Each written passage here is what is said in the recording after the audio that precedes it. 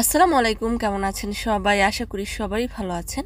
যে যেখান থেকে এই ভিডিওটি দেখছেন সবাইকে শুভেচ্ছা জানাচ্ছি। আজকের ভিডিওতে জানিয়ে দিব কুয়েতের সর্বশেষ খবর। প্রথমেই জানিয়ে দিচ্ছি ফ্যামিলি ভিসা সম্পর্কিত আপডেট। কুয়েতের স্বরাষ্ট্র মন্ত্রণালয় সূত্র প্রকাশ করেছে যে প্রবাসীদের জন্য ফ্যামিলি ভিসার নিয়ম বাস্তবায়ন কঠোর করেছে কর্তৃপক্ষ। এরই মধ্যে কয়েক ডজন প্রবাসীকে আইন লঙ্ঘনের জন্য তলব করা হয়েছে। তাদের ব্যাপারে বলা হয়েছে যে এই সকল প্রবাসীরা তাদের ফ্যামিলি ভিসা পাবার জন্য স্যালারি সার্টিফিকেটে 800 দিনার লিখলেও পরবর্তীতে তাদের ফ্যামিলি কুয়েতে প্রবেশ করার পর স্যালারি কেটে কমিয়ে ফেলা হয়, যেটি লঙ্ঘন হিসেবে বিবেচিত হয়েছে।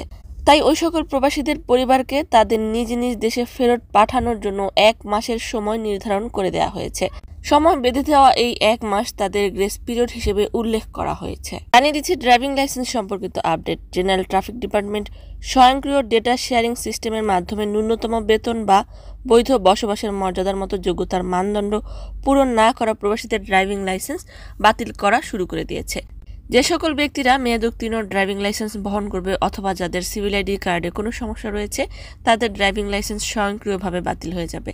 এছাড়াও আরও বলা হয়েছে যে ড্রাইভিং লাইসেন্স পেতে অন্যান্য শর্তের মধ্যে আরও বেশ কিছু শর্তে জোর দেওয়া হচ্ছে। সেগুলো হলো শিক্ষাগত যোগ্যতার সার্টিফিকেট, স্যালারি এবং সময়কাল। শর্তগুলো না পাওয়া গেলে অনেক ড্রাইভিং লাইসেন্সই বাতিল হয়ে যেতে পারে।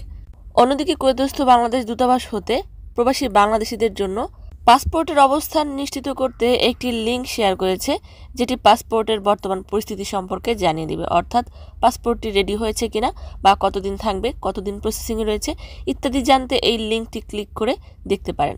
লিঙ্কটি এই ভিডিওর ডেসক্রিপশন বক্স অথবা কমেন্ট বক্সে পেয়ে যাবেন। জানিয়ে দিচ্ছি জিলহজ মাস সম্পর্কিত আপডেট। মধ্যপ্রাচ্যের অন্যতম দেশ সৌদি আরবিয়া এবং আরব আমিরাত সহ বেশ কয়েকটি দেশে 28 মে 2025 পবিত্র জিলহজ মাসের প্রথম দিন ঘোষণা করা হয়েছে। সেই হিসেবে 6 জুন 2025 পবিত্র ঈদুল আজহা অনুষ্ঠিত হবে।